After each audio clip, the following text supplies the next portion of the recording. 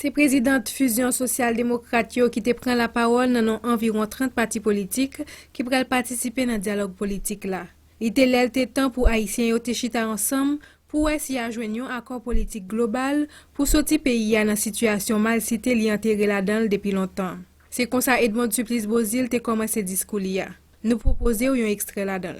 Pour une fois, l'initiative ne vient pas de la communauté internationale ni de quelconque puissance étrangère. Cette rencontre est notre affaire à nous, Haïtiennes et Haïtiens.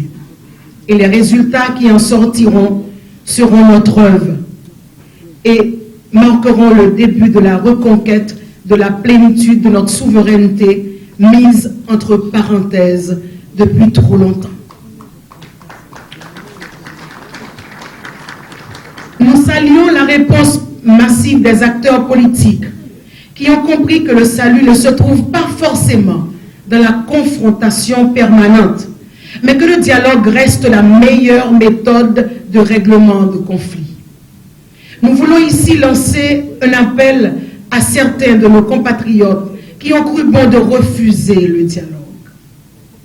Nous disons à ces derniers que les partis politiques qui ont pris leurs responsabilités en répondant à l'appel de Monseigneur Langlois ne sont pas venus ici chercher un job.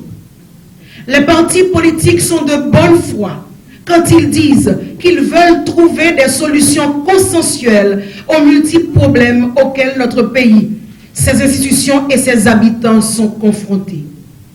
Au moment où nous nous réunissons ici entre Haïtiens, à Genève, le gouvernement syrien et des représentants de l'opposition syrienne qui continuent à se battre violemment sur le terrain ont accepté de s'asseoir à une table de négociation et de se parler alors même que leur position semble totalement irréconciliable. Il n'y a aucune honte à admettre qu'on s'est trompé de stratégie ni à se laisser convaincre par des compatriotes de prendre le train en marche et d'abandonner la voie du jusqu'au-boutisme et de la politique du pire. Mesdames, messieurs, chers compatriotes, maintenant même, les élèves de nos lycées et collèges, nos enfants, l'avenir de notre pays sont dans les rues pour réclamer la présence de professeurs dans leurs salles de classe, pour leur donner le pain de l'instruction.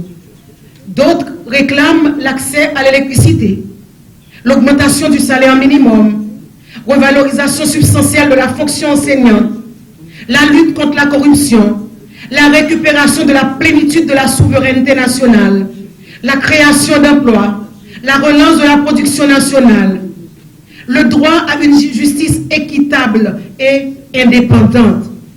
Nous pourrions continuer longtemps à faire cette énumération. Nous n'avons pas le droit à l'erreur, chers amis, chers membres des partis politiques. Le pays ne peut plus attendre et n'acceptera pas de nous ni des atermoiements, ni des manœuvres politiciennes. La nation attend des discussions que nous engageons aujourd'hui, des résultats concrets. Un accord politique susceptible d'engager notre pays pour de bon sur la voie de la modernité démocratique et du progrès économique et social. Il nous faudra toutes et tous faire preuve de dépassement, d'abnégation et de bonne volonté et de sens du compromis si nous ne voulons pas échouer dans notre entreprise. N'a rappelé qu'il y a 3 catégories d'acteurs qui peuvent faire dialogue ça. C'est exécutif là, parlement ak parti politique yo, moins 2 représentants opposition, Mopod ak famille Lavalas qui pas répondre présent.